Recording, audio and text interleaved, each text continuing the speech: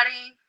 Are you racking your brain trying to figure out the perfect place that you should be posting and showing up so that you could finally connect with your ideal clients? And there's so many to choose from. Are you, looking at Facebook? Obviously, we're on Facebook right now.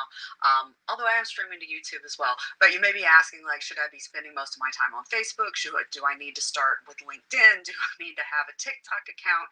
We're going to be talking about what really matters with all this, where your ideal clients actually are tonight. So everybody watching live, thank you. Everybody's watching the replay, thank you as well. Let me know what questions you have in the comments. I am Heather Wildsmith. I am the sales coach for people who hate sales. And the reason they are hating the sales is because it's not aligning with their values. Like they've been taught over and over again by this program, that program, this freebie, this webinar, these sales and marketing tactics that don't feel good to them. They don't feel honest. They don't feel good to them. And it keeps them from showing up consistently and really connecting with the people that they're here to help. So I help them custom craft ways of marketing and selling that feel really good and feel really genuine so that they can get more of their work out into the world. So I'm going to be telling you, we're going to talk about three things tonight to give you more clarity about where you should be spending your time online so that you can connect with your ideal clients. Okay, so point one, where your clients actually are. The truth is your clients are everywhere. For most niches, like there's people that you can help no matter what social media platform that you're on. There's people you can help that are in the same grocery store walking around with you. Your clients are really, really everywhere. And you have to, there's some things like if you know that you work with like a younger demographic and you're really targeting people in a younger demographic, then you might want to pay attention to that. And maybe IG and TikTok are the better place for you to be. But on the whole, like your clients are everywhere. Which brings me to, hi Amanda, thanks for tuning live and giving me comments and hearts. Thank you. I love hearts. I can't really see them because I'm in StreamYard right now, but I'll see them when I watch the replay to like catch comments and stuff. So that leads me to this. Like your clients are really everywhere. So what really matters with your social media presence is consistency and knowing your ICA.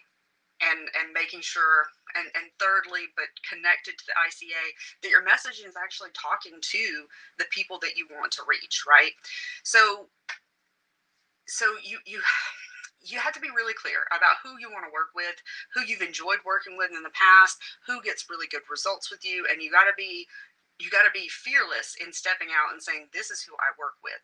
Because there's so many marketing messages coming at us every day, especially those of us who are also marketing, hanging out on social media to market. We're getting marketed to all the time, and we just start to like go blind. If it's generic stuff, just you go blind to it, right? But if somebody is speaking specifically to you, that is going to get your attention, right? So it's the same thing for your clients. You've got to be really, really clear. I have a great exercise in my group. It's a free training, and it's a different take on ICA. So most ICA trainings focus on demographics, and that can be important. Like that can get people's attention. But I think it's more important to know your psychographics, know like, are you talking to the people who are go-getters? Are you talking to the people, do you really know their pain points? Like what is going on with them? And I'm not somebody that likes to drill down, on pain points, but you've got to show that you know what they're going through. You got to show that you have what your program is, or your product or your course or whatever is going to help them with this specific problem or pain point that they're having. And you just got to be talking like very clearly, in your messaging so that you can get in front of these people. And it doesn't matter what platform you use. The biggest thing is, are you showing up consistently? You can't show up, and do 10 posts one week and then the next week like not do anything, or just like do one post. You got to be consistent, and you got to be consistent for, I think the average is like 90 days somewhere before you really catch traction, and that's going in and not only posting or putting up content, but also interacting with people, right? So if you're doing those things consistently on a platform, and then you're not really getting any results, then that's not the platform for you, right? But you always have to look like, how clear were you being, how much were you actually showing up? Because if you weren't showing up consistently, and you weren't being really clear on your ICA, then it may not be so much the platform isn't for you, it's that you need to go back and tighten up some of your foundational pieces, right? So here's the biggest mistake that most people make in their social media strategy. So they'll look at, maybe they've got a mentor, who has something going on all the platforms, and they'll think, okay, that's what I have to do, or maybe they're just newer in business and they're like, oh, I'm not working with clients right now, so I have time. I'm going to go and I'm going to be on everything. I'm going to start my YouTube channel. I'm going to have a Facebook profile, business page, group, excuse me. I'm gonna, have my IG, and I'm gonna go live there. They just put together this massive thing, and it's weird because I kind of went this direction, not so much in spreading out to a whole bunch of different channels, but I just decided that I was going to be in all these Facebook groups, and I was going to be really active in them. And like, on the one hand, it really wasn't that much to I had a posting strategy that allowed me to post a lot of different places, and be posting different content, and giving a lot of value and everything. But just mentally, it was so, and I mean, I had good spreadsheets to keep track of it and everything, but mentally it was too much. Like, it was just really overwhelming and really exhausting, and that was all just basically staying on Facebook, right? I was posting on IG, but I wasn't really interacting on IG. It was more like I was kind of laying a foundation for, once I had things going on Facebook, then I could go over to IG and I would already have some posts and everything, but not really focusing on growing it. And the people who are the most successful, that's how they start out. You pick one thing, and you devote all your energy and all your focus to that. And once you've conquered Facebook, then you move on to creating your YouTube channel, or to TikTok, or to your IG. And you can repurpose content, like, I can take this live that I'm doing now, and then I can go and I can put it over, I can finagle a way to put it over on IG, and, maybe I could. And with StreamYard, the software that I'm using to go live right now, you go live in multiple places. So this is actually going up on YouTube. So again, but I'm not going over and like doing a bunch of hashtags on YouTube and really doing everything to get these videos seen. I'm just kind of building a foundation so that when I'm ready to go balls to the wall with YouTube, there's stuff already there, just kind of like laying the groundwork.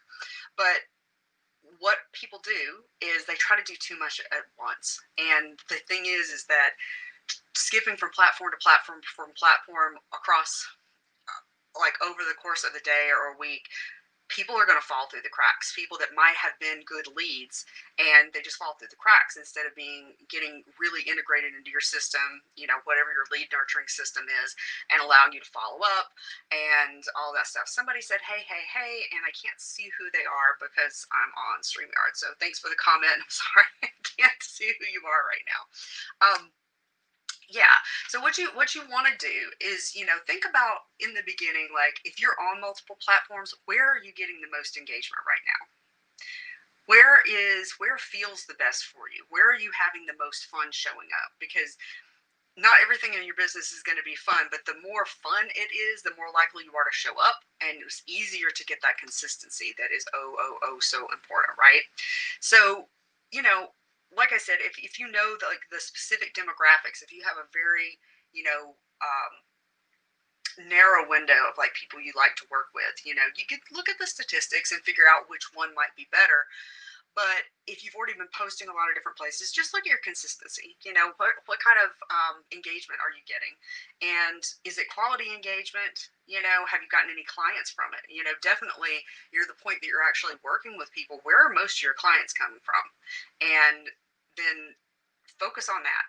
Just focus on that, and, build a foundation on that other thing, but stop trying to chase people in all these different places, because it just leads to burnout in the beginning. The people that are managing to have a presence on all the different platforms, they have teams. They have, at very least, VAs helping them. They may have an online business manager that's managing the VAs that are managing all the accounts, right? And you can do all that once you have really good and steady business and you're raising your prices and everything. Then you can hire the team that's going to allow you to really just blow up. But you don't have to have all those things in place before that. You don't have to have all that in place to get your clients and really get your business going. So don't make that mistake. Just pick one platform and go, don't even go nuts on that.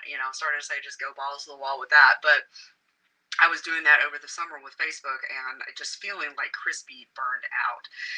And there's this tendency when we're not seeing the results that we want, that we're like, oh, I'm just going to push harder.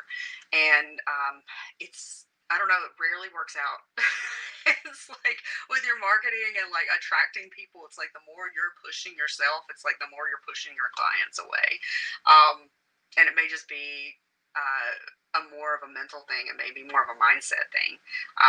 That's what was going on with me, recently. Like I kept pushing over the summer, and then I kept pushing some more, and I had some success, and then I kept pushing some more, and I was showing up and I was doing all the things, and I wasn't getting any more clients. And finally, I was like, oh, it's a mindset thing. And as soon as I invested with a mindset coach and started, really dedicating myself to do the mindset practicing, I got 2 clients within 10 days, which has never happened before. So that was really exciting. Okay, so for anybody who is wanting to know like where you need to be on social media, just remember your clients are actually everywhere. You could be, if you have this mindset that your clients are everywhere. I know people personally who have closed clients, in restaurants or like coffee bars. Your ideal clients are everywhere. So it's not so much about where you're showing up as it is like how you're showing up. And are you showing up consistently, and is your messaging, are you really clear about who you work with, and is your messaging really getting that message out to those people so that they can recognize it and come and work with you?